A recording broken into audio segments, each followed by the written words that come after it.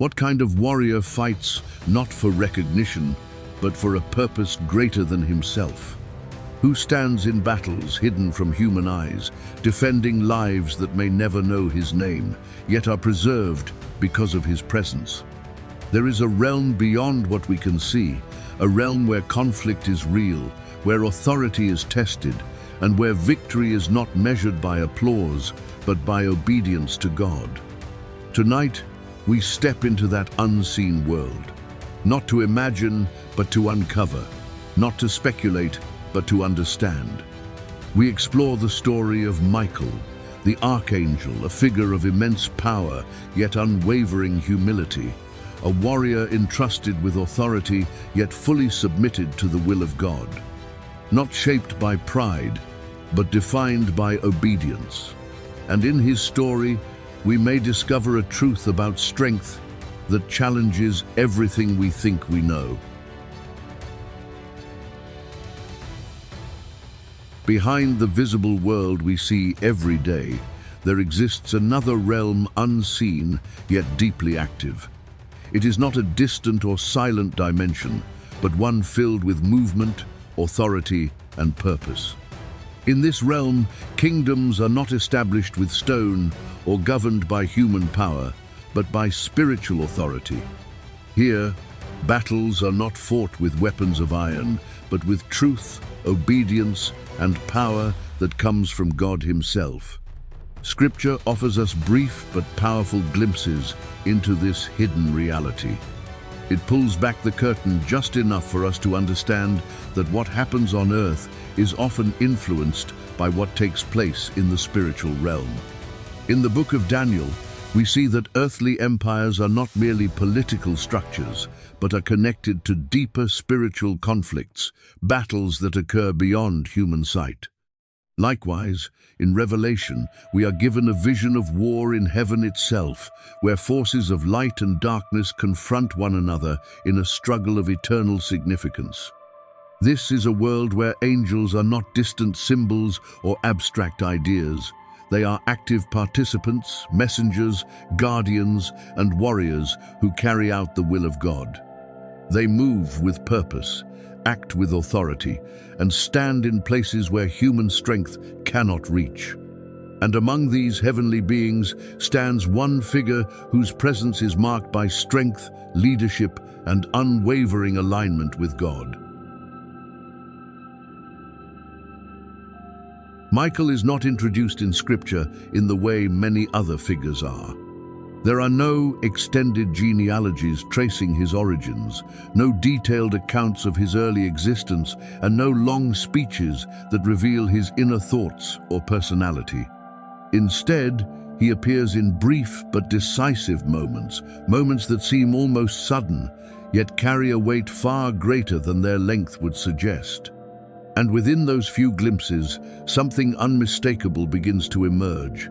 We are not given a full biography, but we are given something more powerful: clarity of identity. Each time Michael appears, it is intentional.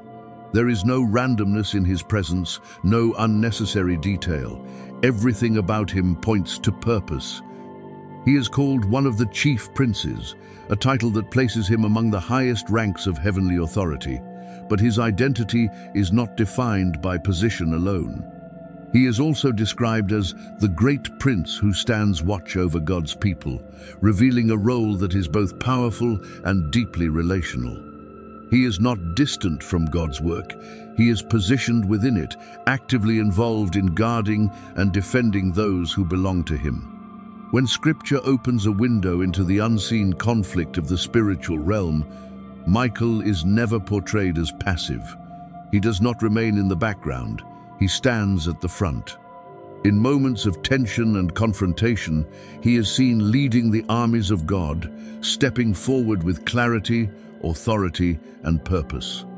His presence is not symbolic. It signals movement, direction, and decisive action. Where Michael stands, something is happening. And perhaps what is most striking is this: Michael does not rely on words to establish who he is. He does not need explanation, recognition, or defense. His identity is not built on what he says, but on what he does. Every action reflects discipline, authority, and unwavering alignment with God. In that sense, his life speaks louder than any description ever could, carrying with it the unmistakable weight of heaven itself. In the book of Daniel, Michael first appears not in a scene of visible triumph, but in a moment of hidden conflict, one that quietly reveals how deeply the spiritual realm intersects with human history. A messenger is sent from God with a clear purpose, carrying a message that must reach its destination. Yet along the way, something unexpected happens. The messenger is delayed not because of distance, not because of human interference, but because of resistance from an unseen realm. A spiritual force stands against him, opposing the mission and creating a barrier that cannot be overcome by human strength or understanding. This brief account opens a window into a reality we often overlook. Behind the events we see unfolding on Earth, there are forces at work beyond our sight, forces that influence, delay, and contend in ways we cannot fully perceive. What appears to us as silence, confusion, or delay may, in fact, be part of a deeper struggle taking place beyond the physical world. And it is precisely in this moment of tension that Michael enters the scene. He does not arrive as a distant observer. He does not stand back or hesitate. He steps directly into the conflict with authority. His presence is not symbolic, it is decisive. When Michael intervenes, the situation changes. What was once delayed begins to move forward.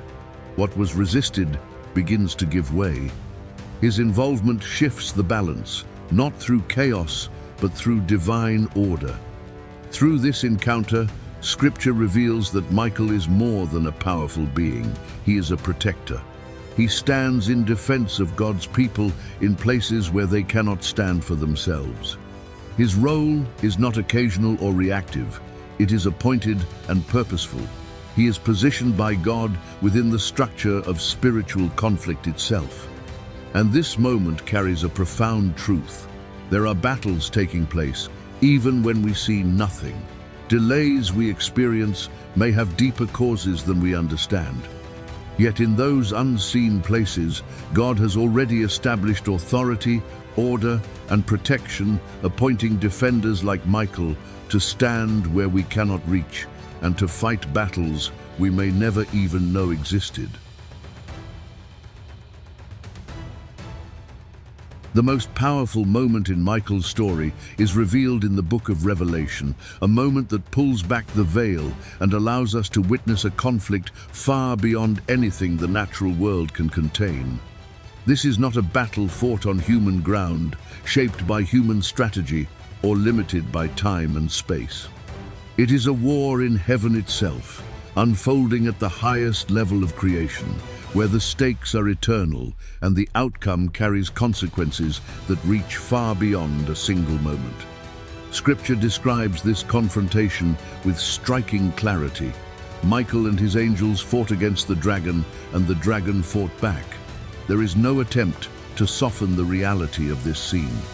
It is not presented as mere symbolism or poetic imagery, but as a real and decisive conflict. At its core, this war reflects something deeper than force alone. It is a clash between truth and deception, order and chaos, loyalty and rebellion. It reveals the reality that even in the spiritual realm, there is opposition to God's authority, and that opposition must be confronted. In the midst of this cosmic struggle, Michael is not positioned in the background. He stands at the front. He leads the armies of heaven with clarity, confidence, and purpose. His role is active, not passive. He commands, he advances, he engages the enemy directly. There is no hesitation in his movement and no uncertainty in his position, because every action he takes is aligned with the will of God. And the outcome of this battle is unmistakable. The dragon is cast down. Defeat does not come through chaos or uncontrolled force, but through divine authority, structure, and obedience. Victory is not accidental, it is established through alignment with heaven. This moment reveals a profound truth. Even in the greatest conflict, true power is not found in rebellion, but in remaining firmly under the authority of God. What makes Michael's story even more compelling is not only the power he displays, but the source from which that power flows. His strength is not self-generated, nor does it arise from personal ambition, independence, or a desire for recognition. Instead, it is rooted in something far deeper, his complete and unwavering alignment with God. Everything about Michael points back to this central truth. His authority is not his own, but is entrusted to him as he remains under divine command. This becomes especially clear in a moment recorded in the book of Jude. In this brief yet profound account, Michael is described as contending with the devil over the body of Moses. The situation is intense, filled with spiritual tension and authority, suggesting a confrontation between powerful forces. Yet what stands out most is not the conflict itself, but the way Michael responds within it. He does not assert his own authority. He does not rely on his position or rank, even though he stands among the highest in heaven. Instead, he speaks a simple but powerful declaration: "The Lord rebuke you." In that moment, something extraordinary is revealed. Michael, the strongest of angels, chooses not to act independently of God. He does not elevate his own voice, nor does he attempt to confront evil on his own terms. There is no trace of ego in his response, no pride in his posture, no effort to claim victory for himself. What we see instead is submission, intentional, steady, and complete. He recognizes that true authority does not originate from him, but from God alone. And rather than stepping outside that authority, he remains firmly within it. This is the deeper meaning behind Michael's strength. It is not defined by what he can do on his own, but by his willingness to remain under God's command. His submission does not weaken his power, it establishes it. In Michael, we see that the highest form of strength is not independence, but faithful alignment with the authority of God.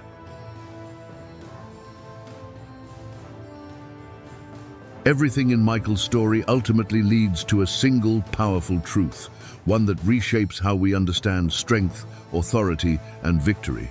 True power is not found in independence.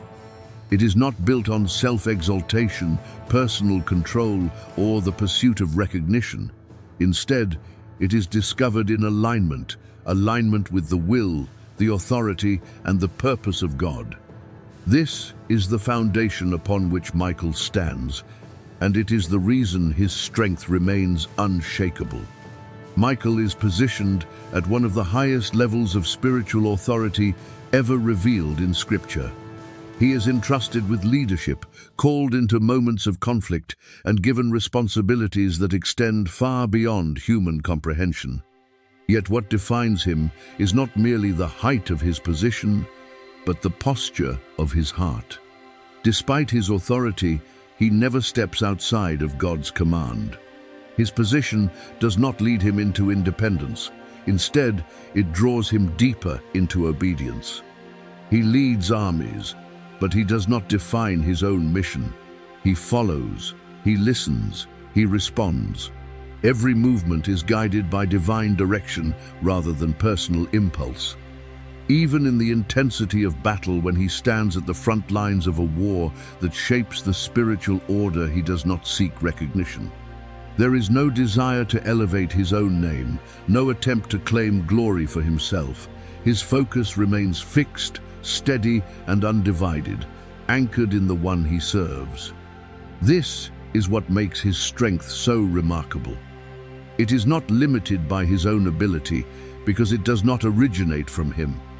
His power flows from a source that cannot be challenged, weakened, or overcome. It is sustained by the authority of God, not by his own capacity. And because of that, his position is secure, his actions are effective, and his victories are certain. In Michael, we see a warrior who cannot be defeated not because of who he is alone, but because of the authority under which he stands. His life reveals that the highest form of strength is not found in rising above God, but in remaining fully aligned with Him. At its deepest level, the story of Michael is not simply about an angel of extraordinary power. It is a revelation of what true strength actually is. When we look beyond the surface, we begin to see that his story is not centered on dominance, recognition, or control, but on something far more profound, his relationship to God's authority. What defines Michael is not what he possesses, but what he remains connected to. In the world we live in today, strength is often defined by independence. Power is associated with control, influence, and the ability to stand above others. Success is measured by how much one can accomplish alone, and authority is frequently tied to self-exaltation. We are taught to rely on ourselves, to build our own path, and to prove our worth through personal achievement. But Michael presents a completely different picture, one that quietly challenges these assumptions at their core. Michael operates with authority, yet that authority is not self-derived. It is rooted in obedience. He moves with power, yet that power flows from submission rather than pride. He experiences victory, not because he elevates himself, but because he remains fully aligned with God. Every action he takes reflects not independence, but dependence, an intentional and consistent choice to remain under divine authority. This reveals a deeper spiritual truth.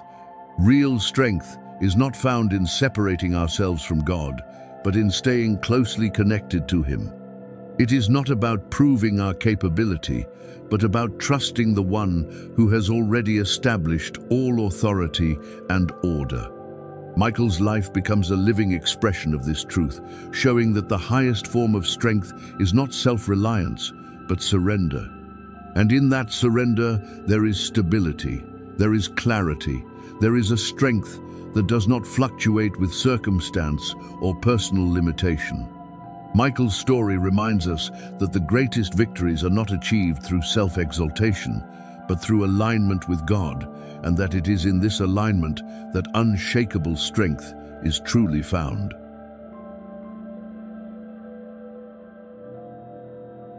This is where Michael's story begins to reach beyond Scripture and into our own lives. It is no longer just a story about a heavenly being, it becomes a mirror that reflects our own struggles. Because in many ways, we are also engaged in battles we cannot fully explain. Not all conflicts are visible. Some take place within us, quiet, persistent, and deeply personal. Others come as pressure, confusion, resistance, or moments when everything feels uncertain and out of control. In those moments, we naturally desire strength. We want clarity. We want victory. We want to overcome whatever stands in front of us or rises within us. But often, our first instinct is to look inward, to rely on our own ability, our own understanding, and our own strength. We try to carry the weight alone, believing that if we push harder, think clearer, or stand stronger, we will eventually find our way through. Yet Michael's story offers a different perspective, one that challenges this instinct at its core. It reminds us that the greatest strength we can possess is not self-generated power, but God-dependence. True strength begins when we recognize our limitations and choose to align our lives with God's authority and direction. When we step into that alignment, something shifts. We are no longer limited by what we can do on our own.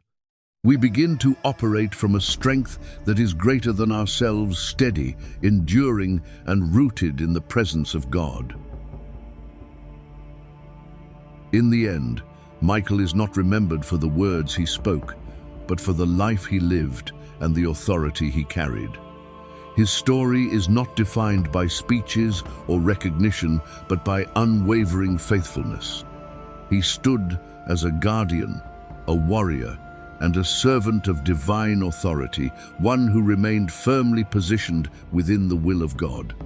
His strength was never rooted in self-exaltation, but in quiet, consistent alignment with the one he served, and that is what set him apart. Perhaps this is the lesson we need most today.